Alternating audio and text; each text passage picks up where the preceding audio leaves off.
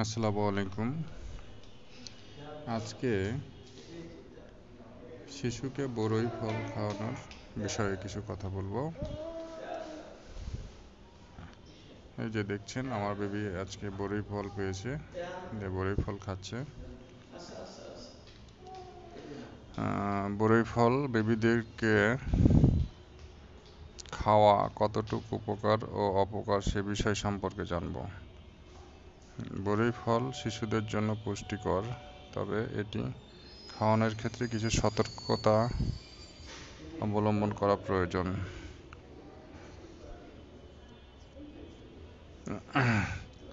উপকারিতা: পুষ্টিগুণ সমৃদ্ধ। বরইয়ে ভিটামিন সি, আয়রন, ক্যালসিয়াম ও অ্যান্টিঅক্সিডেন্ট থাকে, যা শিশুর রোগ প্রতিরোধ বাড়াতে সাহায্য করে। হজমে সহায়ক: এতে থাকা ফাইবার শিশুর হজমের জন্য ভালো, কোষ্ঠকাঠিন্য দূর করতে সাহায্য করে।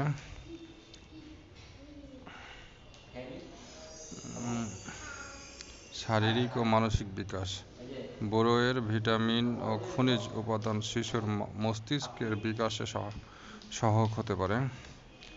ত্বক ও রক্ত পরিশোধনে কার্যকারী: বরই রক্ত পরিশোধন করতে সাহায্য করে, যা শিশুর ত্বকের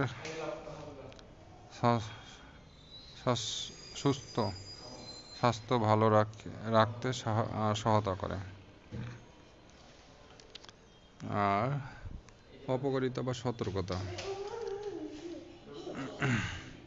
শিশুর শ্বাসরোধে ঝুঁকি: বরই ফল ছোট ও শক্ত হওয়ায় ছোট শিশুদের জন্য শ্বাসরোধের ঝুঁকি থাকে, তাই খাওয়ানোর সময় ছোট বেবিদের টুকরো টুকরো করে দিতে হবে। অতিরিক্ত খেলে হজমে সমস্যা: বেশি খেলে ডায়রিয়া বা পেট ব্যথা হতে পারে। অ্যালার্জির ঝুঁকি: কিছু শিশুর বরইয়ে অ্যালার্জি হতে পারে। প্রথমবার খাওয়ানোর সময় পরিমাণ কম রাখতে হবে। দ্বিতীয়ত, অতিরিক্ত টক বরই: বেশি টক বরই শিশুর দাঁতের ক্ষতি করতে পারে ও অ্যাসিডিটির সমস্যা হতে পারে। তবে কিভাবে খাওয়াবেন সে সম্পর্কে বা কোন বেবিকে খাওয়াবেন সে সম্পর্কে বলবো। 6 মাসের পর বরই সিদ্ধ করে মিহি করে মিশিয়ে দেওয়া যেতে পারে। 1 বছর পর ছোট ছোট টুকরো করে বা পেস্ট করে খাওয়ানো যেতে পারে। 2 থেকে 3 বছরের পর আস্ত বরই দিলেও সাবধানে থাকতে হবে। এই তো বললাম শিশুদেরকে বরই খাওয়ানোর বিষয়ে। তা আসলে বরই শিশুদেরকে খাওয়াতে গেলে খুবই সতর্কতা অবলম্বন করতে হয়। যেমন বরই বিচ্ছি